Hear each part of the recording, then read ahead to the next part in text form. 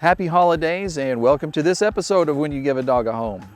In this episode, we are going to introduce you to a number of very worthy dogs who are waiting for their forever homes, and we're going to talk to Dr. Paula Haraway about careers in veterinary medicine.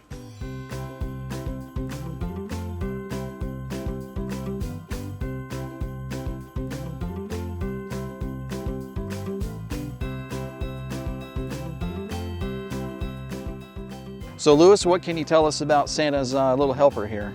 Well, this is Nala. She's a 5-year-old husky and she's up for adoption. Now, apparently she's an escape artist because the former owner had to come pick her up because she escapes all the time. But I think if you had the right fence, she would stay in. And she doesn't like hats and scarves either. Nope, she doesn't.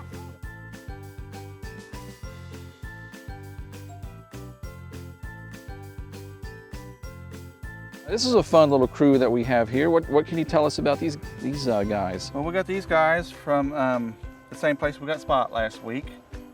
They're supposed to be the same litter. They're about 9 months old. And this is Crawford. This is Dusty. And this is Amber. Now we're taking these two have the same dad. They're like a Corgi mix. Amber, we're just not sure what she is. Maybe a Shepherd mix, but in lab. And these dogs just need a chance. Yes. You know, whenever you look at these, you know, they're very nice dogs, and you know, you think they just need a chance to be put in a place where they'll be happy and they'll make a family happy, yes. Or you know, a person happy.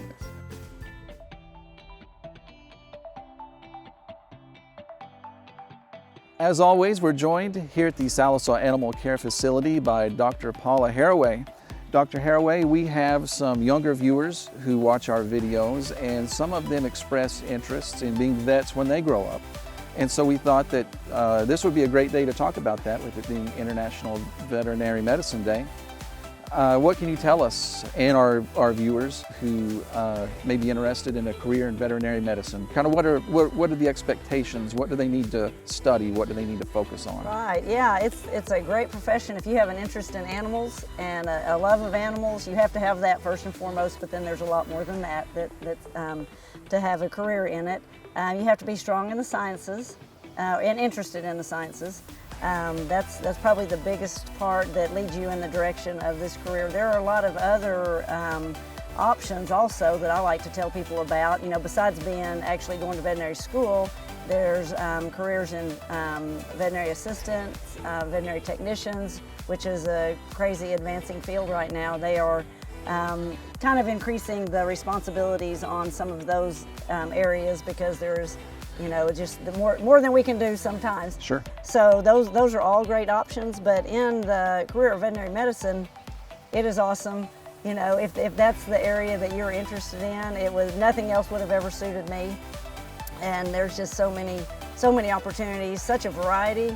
You know, you can practice, like I practice mobile out of this van and do mostly large animal, do my volunteer small animal work. There's also, you know, of course, strictly small animal areas that you can work in. There's exotics. There's just a whole array, or you can choose to just be in the profession without even working directly with the animals in, you know, pathology, or choose a whole nother field that does, you know, in the sciences that are related, that support our career of the ones of us who work out in the field.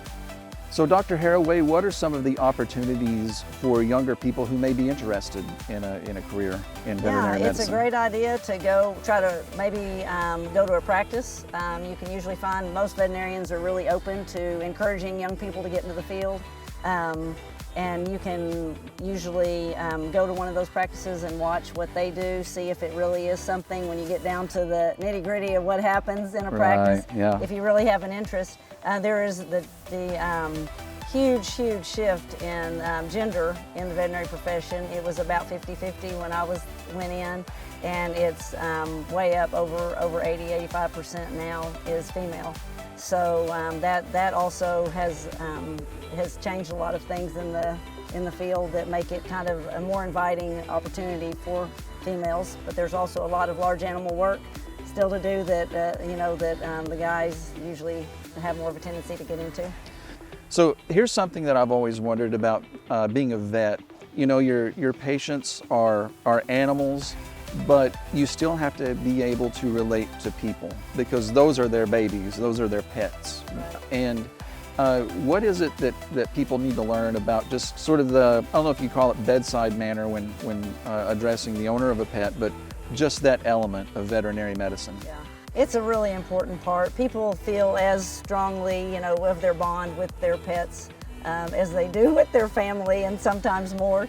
And so that is a big part of it when you're in clinical practice, which is why the profession is so awesome, because there are plenty people who don't like to do that kind of thing. Right. And if you wanted to end up doing research or being in a lab or teaching, or there's just a whole array of other things that are available with this degree.